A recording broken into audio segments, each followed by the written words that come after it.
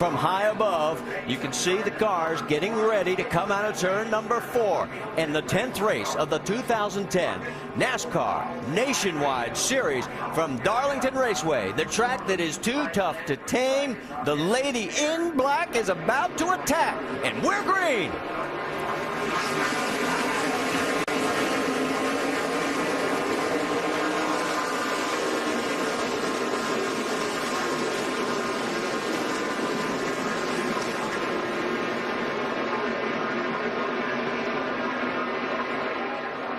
Well, we survived the first 2 corners, and Denny Hamlin has the early lead with Jamie McMurray right behind him, guys. And you see the first thing they've done trying to get single file, but you see McMurray trying to get underneath Denny Hamlin off of turn 4.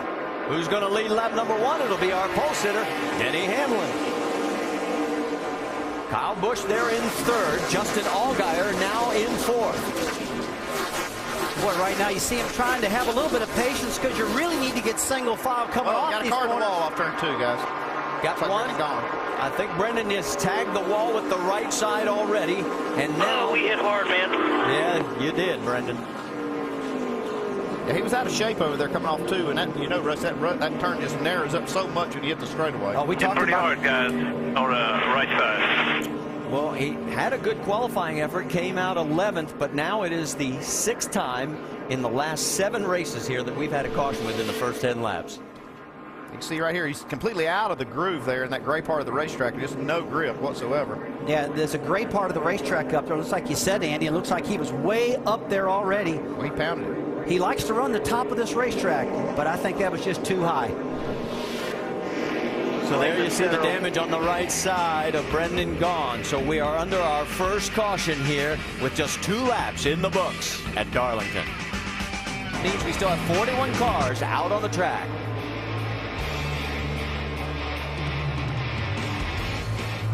The update on what brought this out with the 21, but right now, welcome back to the NASCAR Nationwide Series. Go to NASCAR.com for your latest NASCAR information. Here's what happened. Remember that earlier contact? Well, finally the tire goes down. Yeah, he thought he had a tire going down. We heard it on the radio, and it lets go right there. So it looks like we're going to have our first takers here as we've completed 27 laps, and here come the Joe Gibbs duo. It is Denny Hamlin, Biffle, and Allgaier Keselowski. Got one in the wall. That's James Buescher. Buescher in multiple cars. The 43 of Legacy. Harpen for the 2nd time has damage. 87 of Joe Nemechek is around. So God, you could see all this getting ready to happen, Marty. Just way too much aggression on this restart. Man, 3 wide at a single groove track doesn't work. Now let's go back and see if we can see how this all. Well, he's not on the track right there. He's on the apron. Not even on. Yeah, he's on the flat down there in the gray and on the dirt, and he just lost it. It looks like he was watching Kyle Busch, what Kyle was doing, and tried to keep it low and pull off something. He is completely on the flat part of the racetrack right there. There's no grip. There's sand and dirt. No way he can hold on to it. Annette gets through. Andy, I tell you what, this racetrack is so wide getting down into turn 3. I did that myself when I was driving here once, so I got disoriented, went down to turn 3 and said, hey, there's plenty of groove. I was actually on an apron and didn't know it. I think that's what's happened here. Well, he's going to know it after he sees this. Yeah, he paid the price right here. This is one of the only tracks we go to in NASCAR where the apron is this wide. The track is very narrow, folks. Look at all that asphalt, and I'm telling you, it can happen. I mean, it's crazy looking, but it's not that crazy when you're behind the wheel driving it. Michael McDowell also suffered some damage in this, as we'll sort it all out for you. There's Buescher from high above taking it back to the garage area. We'll step out one more time here at Darlington Raceway. It's been a rough night already.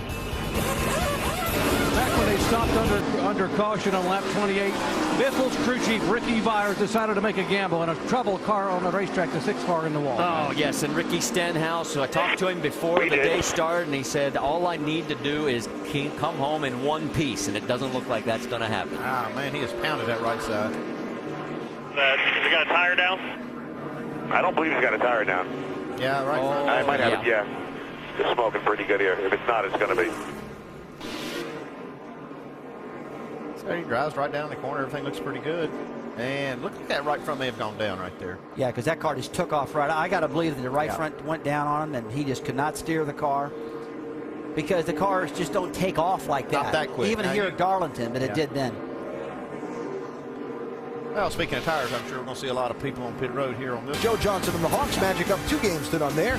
Then at 8 Eastern on ABC, Kobe and the Lakers take on Darren Williams and the Jazz. Lakers up 2-0 in that series. It's the NBA playoffs. Caution on the track or a spin on the track. Who is that? Is that Greg Biffle? That is Greg Biffle. Wow. Well, I'll tell you, I was just getting ready to comment, Alan, as well. We had a nice long run going there. It's only a 147 lap race.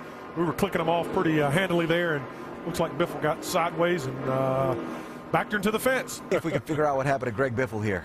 Like he comes off the corner.